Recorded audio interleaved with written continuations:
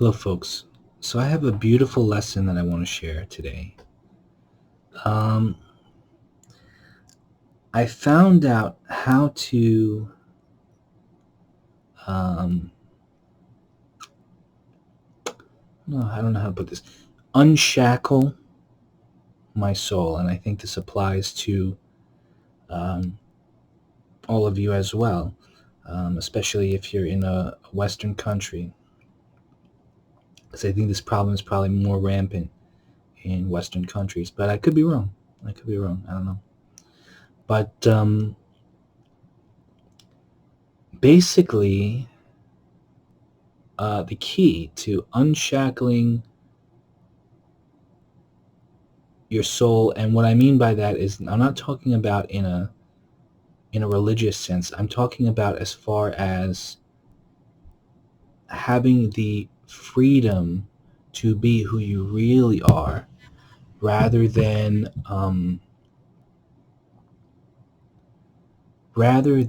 being a watered down facade of who you are. Okay, and I want to start by saying that in our culture, as children, we're taught to use an unhealthy amount of restraint at a very young age.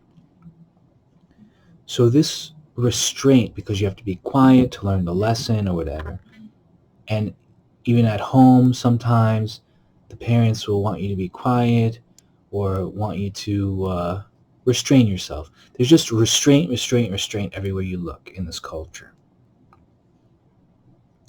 So, with this unhealthy amount of restraint placed on children, especially at school, what happens is your body gets restrained, and your face gets restrained, and your mouth gets restrained. And what ends up happening is your soul gets restrained, and your mind gets restrained. So you end up in that process, you end up losing who you really are because of the restraint that is placed on you. Okay, so you have a robot facade. I'll just put it that way because our social norms dictate that we have to behave in a specific, extremely restrained way. Okay, and it's just completely unnatural for human beings. I think probably the only human beings that have not, like the people that have not fallen into this trap the most is like indigenous cultures. I would think that they do not have this problem. I would think. And I've noticed like in the body language of, like, watching tribes and stuff, their body language doesn't seem to have the same kind of false, cartoony Western appearance. Now, this could just be my imagination, but that's what I noticed. That's what it seems like to me. So basically, what I learned is how to um, undo this extremely harmful process. It's going to sound really simple at first, but just hear me out. The the thing that caused you to be restrained in the first place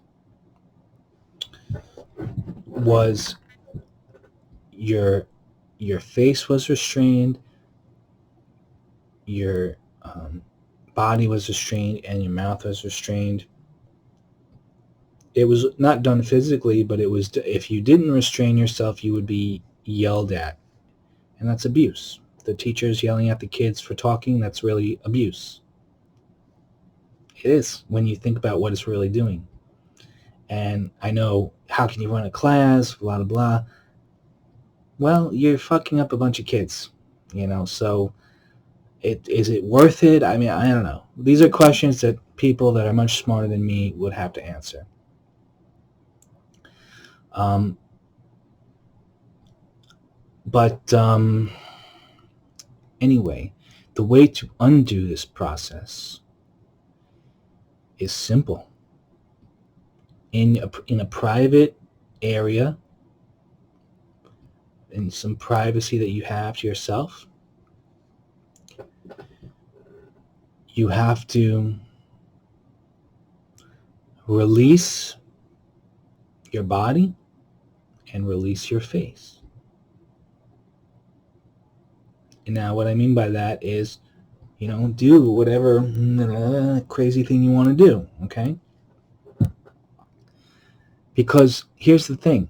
When we end up restraining ourselves, because first we are restrained by the teachers, by whoever, then we end up restraining ourselves. And here's how the manipulation works. Because if you make weird faces, if you make weird body movements, we have self-judgment. We become afraid on our own of being unrestrained. We're afraid of letting ourselves out of the shackles. See how messed up it is?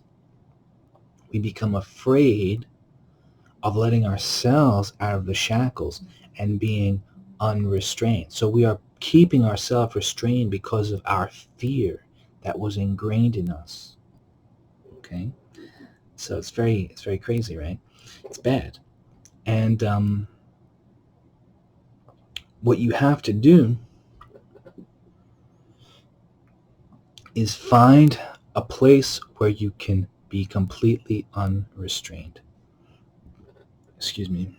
Now this doesn't mean you have to go, you don't have to scream and yell and break things. You can if you want, if you feel like it, but you don't have to do that.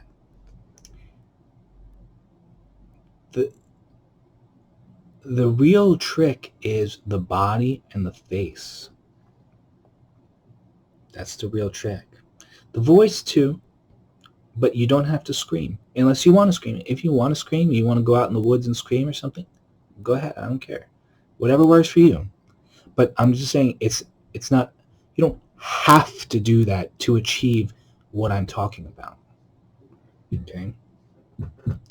So when you